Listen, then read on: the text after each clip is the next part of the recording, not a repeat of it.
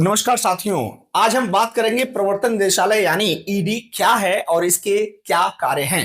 प्रवर्तन निदेशालय जिसे इन्फोर्समेंट डायरेक्टरेट भी कहते हैं, आजकल ईडी चर्चा में है। हम ईडी की शक्तियों पर बात करेंगे, ईडी का अस्तित्व में आना और इसका पूरा इतिहास। यह भारत सरकार के वित्त मंत्रालय के राजस्व विभाग के अधीन एक विशेष वित्तीय जांच एजेंसी है, जिसका मुख्यालय नई दिल्ली में स्थित है। ईडी के प्रमुख कार्यों में फॉरेन एक्सचेंज मैनेजमेंट 1999 के उल्लंघन से संबंधित मामले, हवाला लेन देन और फॉरेन एक्सचेंज रेक्टोरियल के मामलों की जांच करना शामिल है। एक बात बता दें कि ईडी की कार्यवाही और निर्णय न्यायिक समीक्षा के दायरे में आता है। इसे कोर्ट के अधीन माना गया है। प्रवर्तन निदेशक इसके प्रमुख अधिकारी हैं। इसके 5 क्षेत्रीय कार्यालय मुंबई, चेन्नई, चंडीगढ़ और कोलकाता और दिल्ली में स्थित हैं, जिनके विशेष निदेशक प्रवर्तन प्रमुख हैं। निदेशालय में क्षेत्रीय कार्यालय अर्थात अहमदाबाद, बेंगलुरु, चंडीगढ़, चेन्नई, कोच्चि, दिल्ली, पणजी, गुवाहाटी, हैदराबाद, जयपुर, जालंधर, कोलकाता, लखनऊ, मुंबई, पटना तथा श्रीनगर हैं, जिनके प्रमुख संयुक्त निदेशक होते हैं।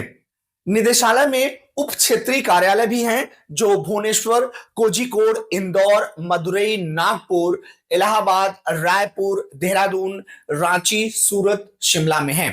प्रवर्तन निदेशालय की स्थापना 1 मई 1956 को हुई थी, जब विदेशी मुद्रा अधिनियम यानी फॉरेन एक्सचेंज रेगुलेशन एक्ट 1947, जिसे शॉर्ट में फेरा 1947 कहा जाता है, इसी के अंतर्गत विनिमय नियंत्रण विधियों के उल्लंघन को रोकने के लिए आर्थिक कार्य विभाग के नियंत्रण में एक प्रवर्तन इकाई गठित की गई थी। विधिक सेवा के एक अधिकारी और आईआरएस प्रवर्तन निदेशक के रूप में इस इकाई के मुखिया थे, जिनके संरक्षण में यह इकाई भारतीय रिजर्व बैंक से प्रतिनियुक्ति के आधार पर एक अधिकारी और विशेष पुलिस स्थापना से 3 निरीक्षकों की सहायता से कार्य करती थी। आरंभ में केवल मुंबई और कोलकाता में इसकी शाखाएं थीं।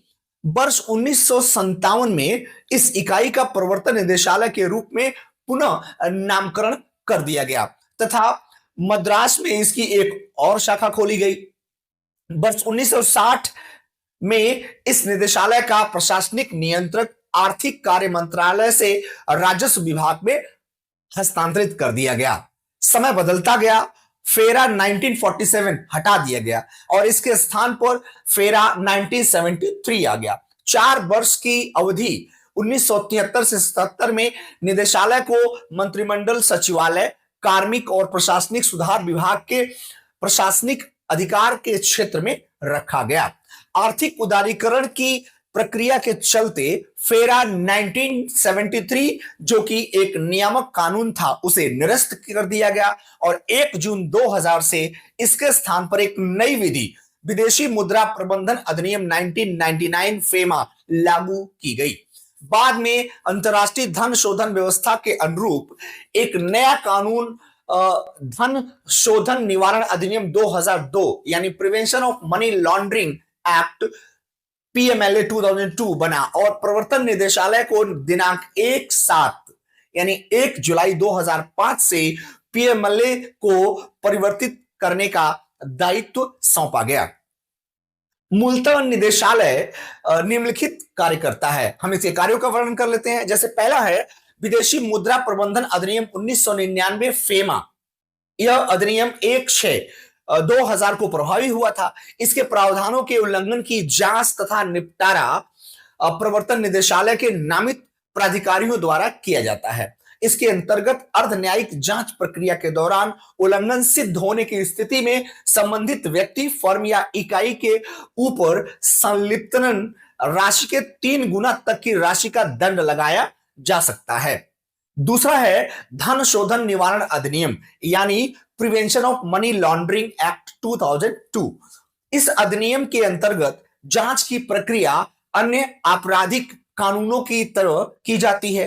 जांच के दौरान या उपरांत यदि यह पाया जाता है कि संबंधित व्यक्ति या इकाई ने जो संपत्ति एकत्र की है या बनाई है वह पीएमएलए में अधिसूचित 28 कानूनों की 156 धाराओं में दंडित अपराधों के फलस्वरूप अर्जित की गई है तथा इसके बाद उसका शोधन या लॉन्ड्रिंग किया जा चुका है।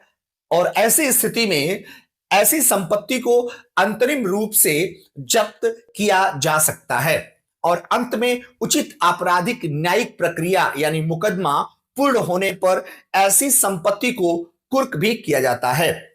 तीसरा है उन मामलों में जिनमें फेरा 1973 के प्रावधानों के उल्लंघन से संबंधित कारण बताओ नोटिस यानी SCM 31 जून 2006 तक जारी किए गए थे। अर्ध न्यायिक प्रक्रिया के बाद निदेशालय के अधिकारी उचित निर्णय लेते हैं और यदि उल्लंघन सिद्ध पाया जाता है तब उचित जुर्माना लगाया जा सकता है। इसी तरह के उन मामलों में जिनमें आपराधिक केस 31/5/2002 तक न्यायिक दायरे में है यानी न्यायालय में लंबित है, न्यायालय न्याय संगत फैसला करते हैं। चौथा पॉइंट है विदेशी मुद्रा संरक्षण तथा तस्करी गतिविधि निवारण अधिनियम 1974 यानी कोफेपोसा के प्रायोजित मामलों में संबंध में फेमा का उल्लंघन होगा और ऐसे मामलों का जांच कर सजा मुकर्रर की जाती है। पांचवा बिंदु है prevention of money laundering act PMLA के प्रावधानों के अंतर्गत धन शोधन तथा परिसंपत्तियों के प्रत्ययन के संबंध में अन्य देशों को सहयोग उपलब्ध कराना और इन मुद्दों पर सहयोग प्राप्त करना। तो साथियों ईडी की शक्तियां केंद्र सरकार के वित्त विभाग के अंतर्गत आती हैं। जो भी जांच या निर्णय ईडी लेती है उसको सेंट्रल गवर्नमेंट के वित्त विभाग को या कोषा विभाग को सौंप दी जाती है और यह सब कुछ न्यायिक समीक्षा के दायरे में आता है। साथियों अगर ये वीडियो आपको पसंद आए तो इसे लाइक कीजिए, चैनल को सब्सक्राइब कीजिए और ऐसे और जानकारी प्राप्त करने के लिए हमारे चैनल को सब्सक्राइब कीजिए। हम मिलेंगे अगले सेशन में।